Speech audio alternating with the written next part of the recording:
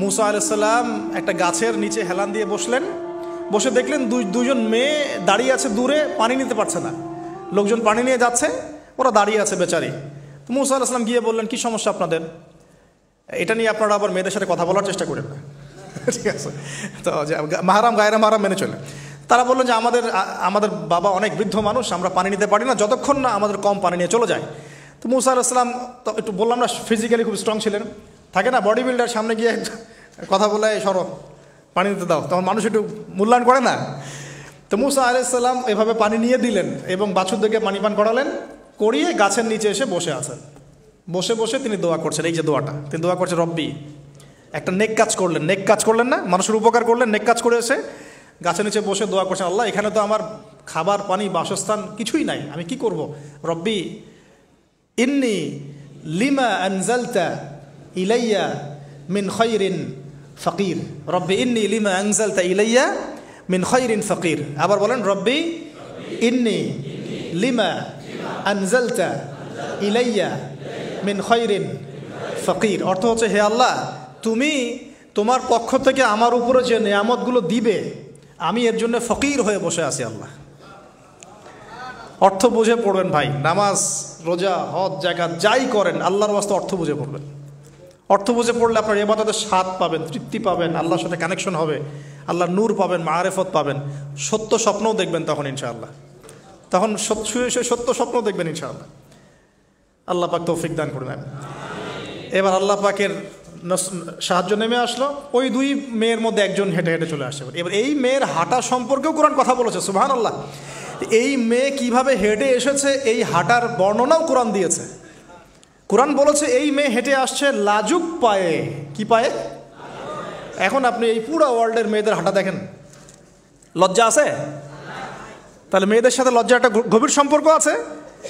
এই মেয়ের প্রশংসা আল্লাহ পাক কোরআনে করলেন, লাজুক পায়ে লাজুক ভঙ্গিতে অবনত নয়নে সে হেঁটে আসলো। এখন আপনি কেলে যান, গো টু খেল, আপনাদের টুইন টাওয়ারে যান, দেখেন সবার হাঁটা চলা দেখেন। হায়া লজ্জার কোনো বালাই আছে এখানে? আমি গত লেকচারে বলেছিলাম যে আদম আলাইহিস সালাম এবং হাওয়া আলাইহিস সালাম, ইবলিস তাদের সাথে প্রথম যে আচরণ করেছে ওই ফল খাওয়ানোর পরে, সেটা কি? তাদের গা থেকে পোশাক খুলে পড়ে গেছে, মানে নগ্ন করে দিয়েছে আমাদের পিতামাতাকে, মহাবিশ্ব নগ্ন করে দিয়েছে কে? ইবলিস। তো এখন এই পৃথিবীতে আমরা যারা নগ্নতার চর্চা করছি তার কার এজেন্ট আমরা বুঝতে বাকি আছে? আমার কথা কি বুঝতে পারছেন কি না? এই কানেকশন মেলানোর চেষ্টা করেন, ডটসগুলো মেলানোর চেষ্টা করেন। সামনে যাই প্রিয় ভাই, এই মেয়ে এসে বলছে, আমার বাবা আপনাকে ডাকেন, আমার বাবা আপনাকে ডাকছেন। তিনি গেলেন, বাবা শুআয়ব আলাইহিস সালাম।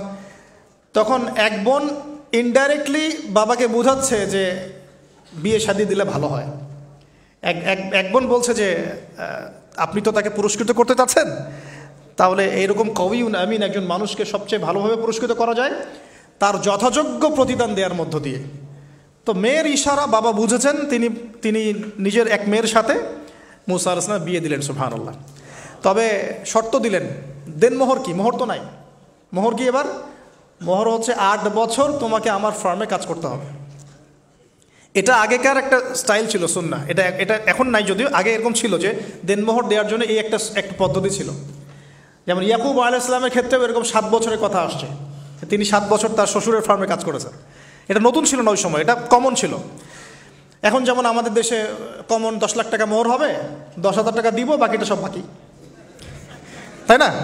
তো এরকম আর কি কমন কিছু বিষয় থাকে আর কি। আস্তাগফিরুল্লাহ, মাফ করো, বলবে বাসরাতে বলবে আমাকে মাফ করে দাও, শুরুতেই নিজের গায়রথহীনতার পরিচয় দিল। আবার এদিকে শ্বশুরের কাছে মাশাল্লাহ মোটা অঙ্কের ডোনেশন নিতে চাচ্ছে, যৌতুক। বিয়ে আমাদের ওখানে মাশাল্লাহ মানে কেনা বেচা, মেয়ে বিক্রি করতেছে আর ছেলে কিনতেছে। এবার 8 বছর পূর্ণ করা হলো, তিনি আরও 2 বছর 10 বছর পূর্ণ করলেন। এই 10 বছরে মুসা আলাইহিস সালাম নববী পরিবেশ পেলেন, অভিভাবক পেলেন, স্ত্রী পেলেন, প্রেমময়ী সন্তান ইত্যাদি সব করা হলো।